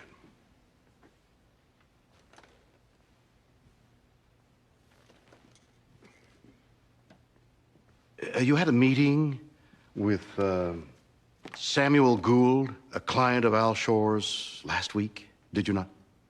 I did. Longtime client of Al Shore's, am I right? Yes. I must strongly caution you against going with Alan Shore. Why? It is our belief that he is unstable, that he has self-destructive personality tendencies, that he's also prone to committing unethical, sometimes even criminal acts. Wherever you take your business, I would urge you again not to take it to Alan Shore. That was you, trying to steal Al Shore's client. Was that a fiduciary stab in Al's back? At the time of that discussion, Samuel Gould was a client of the firm. Your Honor, it's illegal to secretly tape record. There was nothing secret about it. Mr. Gould taped all his meetings. Firm knew it. Did you forget? He is unstable. That he has self-destructive personality tendencies. That's slander, Mr. Young. Truth is a complete defense to slander. I spoke the truth.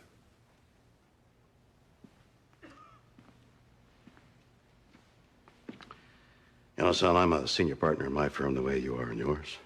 And here's the thing about good leadership, and you tell me if you disagree. It's not enough to insist on fidelity or honesty or fair dealing. A good leader has to practice it. Denny Crane.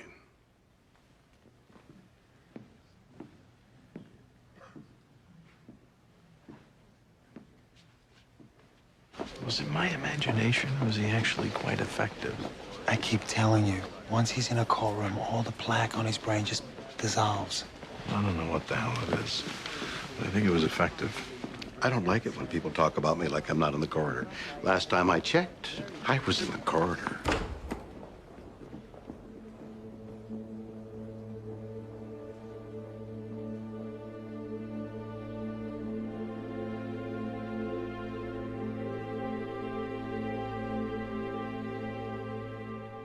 He said that he had been fired by his firm and that he needed a break. Did he say why he was fired? He embezzled. He said it was a half Robin Hood kind of thing, that he took from the rich and kept it. And knowing this, you hired Alan Shore. Yes. Why? He was a friend who,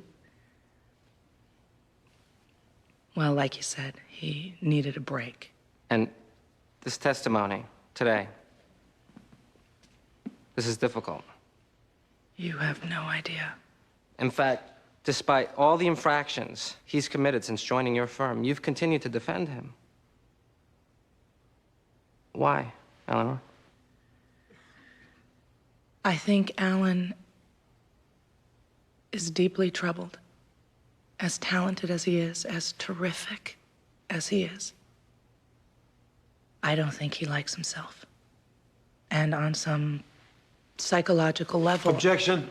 Foundation. This will be a lay opinion from a friend, Your Honor. I'll allow it. Please continue. I think to service his own self-loathing, he breeds contempt from others. We heard Eugene Young use the words self-destructive. That would be fair. I've said that to Alan on more than one occasion. I truly believe he's trying to destroy himself. I don't think it was ever his intent to damage the firm. But that's what he started to do.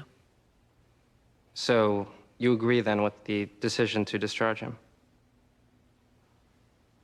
I do. Thank you, Eleanor.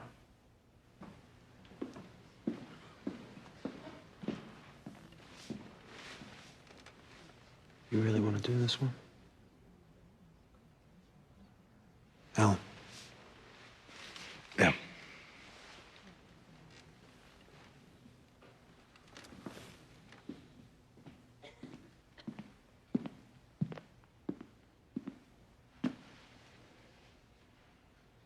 You think it's best that I leave?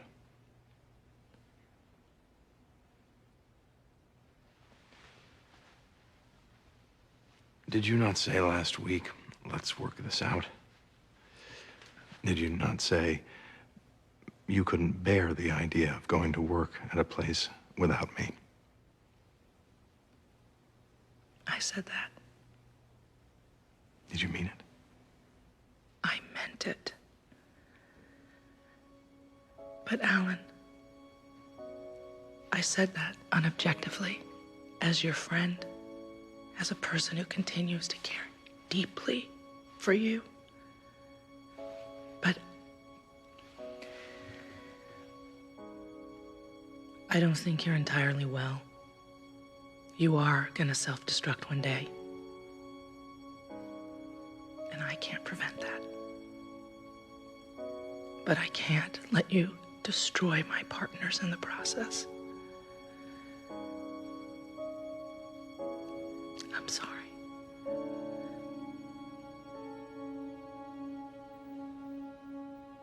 I see.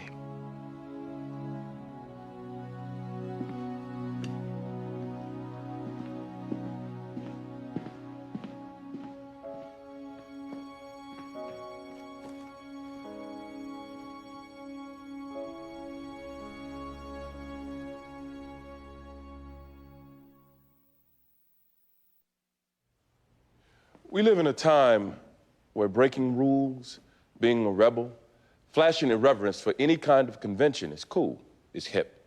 Alan Shore is a hip, cool guy. He's entertaining, too. It can be fun watching him do his thing. But when he's doing it to you, or people you love, or something you love. You see these people here? We don't have husbands and wives. Eleanor has a child, I have a son, but no one can accuse us of living rounded, balanced lives. Our lives are that law firm. Our lives are each other, and working together in a place together, that's something.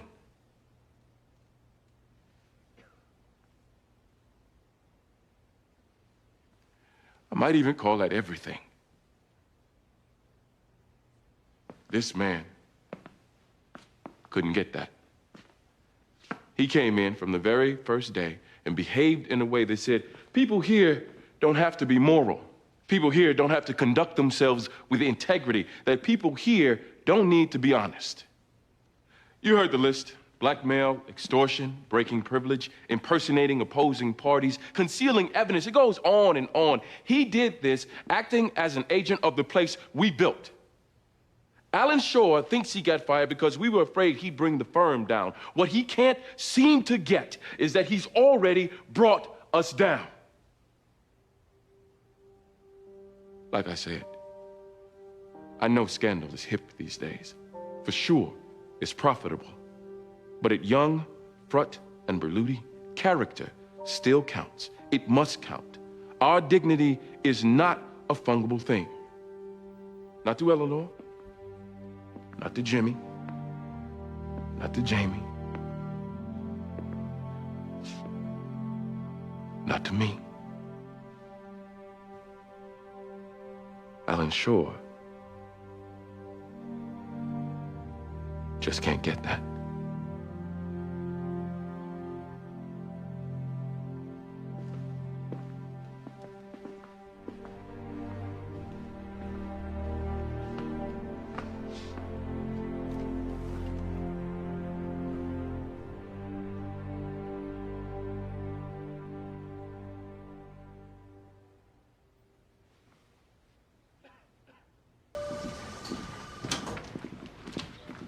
Hey, how'd it go? They're deliberating. Can we talk about the outfit? All the assistants here wear uniforms.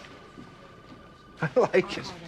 Do you? Well, as soon as I pass the bar, it's coming off. I can't wait. Let's go to the bar now. We conduct our sexual harassment behind closed doors here, Sailor. I shudder to think. Excuse me. Oh. That was a hell of a closing. I like what I see so far. $9 million, portables. Closing like that, what do you say we take our relationship to the next level? Are you a homosexual, Denny? I'm offering you a job, sailor. You can't be serious. They already have a verdict. What? That means they never got to damages. You lost, Pilgrim. Come on.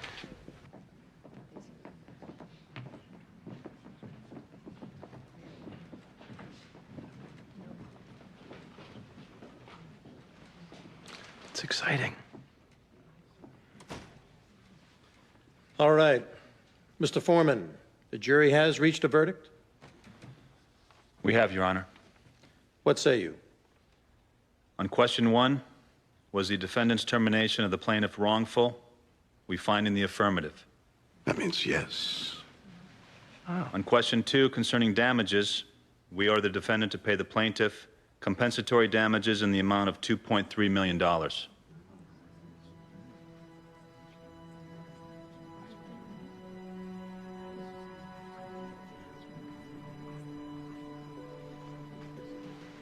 Congratulations.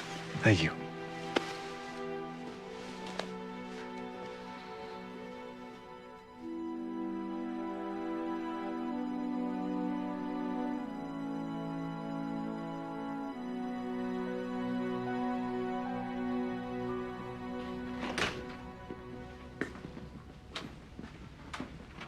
Lost. 2.3 million. Two? We've appealed. Let's not... Well, does this affect payroll? I mean, can we still finance our cases? Do you guys need me to open up a separate account? Look, I'll advise you what to do, Lucy, okay? Jimmy, Eleanor in the conference room, please.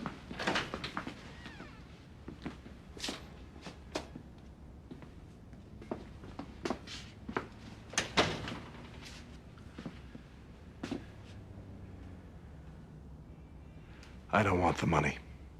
If the judgment holds up, we'll pay you the money. I don't want it. Well, you'll get it. Do with it what you want. But this firm always meets its financial obligations. Maybe we can donate it to a cause that we mutually... Legalization of prostitution. Something that... Whatever. Why are you here? I'm here because... I'm a sucker for closure, I guess. Not to be confused with sentimentality, but I wanted you all to know two things. First, I'm sorry for any embarrassment that, well, any embarrassment. And second,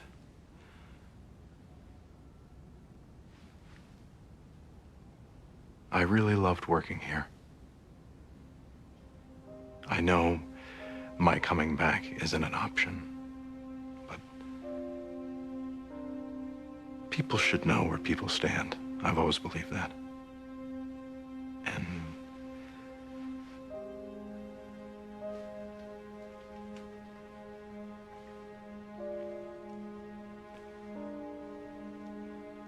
I loved working here. I wanted you to know.